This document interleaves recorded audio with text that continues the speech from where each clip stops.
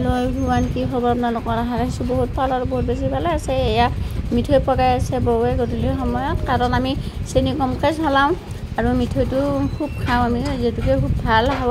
আৰু বগীখানা এয়া মিঠৈ পাৰি ৰাখিছোঁ আৰু এয়া চাওক মানে বৰা চাউল তিয়াই দিছোঁ, এতিয়া বনাব লাগিব। আৰু এয়া লাড়ু, খুব ডাঙৰ ডাঙৰ লাড়ু এইকেইটা বৌৱে আনিছে, গৰখীয়া মন্দিৰত গৈছিলে তাৰ পৰা আনিছোঁ। খুব ডাঙৰ ডাঙৰ হয় লাড়ুকেইটা, মানে খুব মজা লাগে খাই, দেখিবলৈও ধুনীয়া গাখীৰ।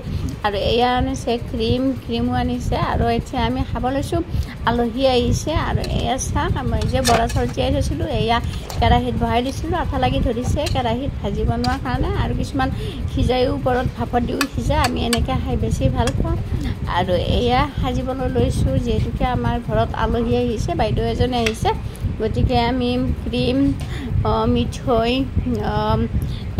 গাখীৰ এনেকৈ খাম বুলি ভাবিছোঁ।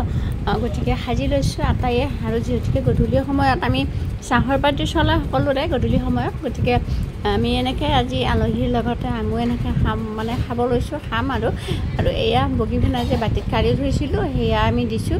দেখাত বগা বগা মানে অলপ বেয়া লগা আছিলে, একদমেই ধুনীয়া, খাবলৈও ধুনীয়া হয়। এনেকৈ সাজি ল'লোঁ আৰু এই বাইদেউজনী এনেকৈ খাব লৈছে। আৰু কাষতে আছে আমাৰ দাদাইও খাব লৈছে একেলগে, দাদাকো দি দিলোঁ। আৰু এইফালে আছে বাবু, পঢ়ি আছে টেবুলত, দি থৈ আহিছোঁ, কিন্তু সি মোবাইল লাৰি আছে, এতিয়ালৈকে হোৱাই নাই। আৰু মই এইফালে কি কৰিছোঁ জানেনে, এইফালে মই গাখীৰ খাব মানে ঢালি লৈছোঁ অলপ ফুটীয়া গাখীৰ, কাৰণ মই দৈ গাখীৰ ভাল নাপাওঁ, মই একেবাৰে বেয়া পাওঁ। গতিকে মই একেলগে খাম বুলি সাজি লৈছোঁ। গতিকে আপোনালোকে এনেকৈ খাই ল'ব, বৰা চাউলৰ লগত খুবেই ভাল লাগে।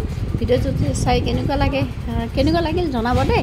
ভাল পালে লাইক শ্বেয়াৰ কমেণ্ট কৰিব। Bye bye.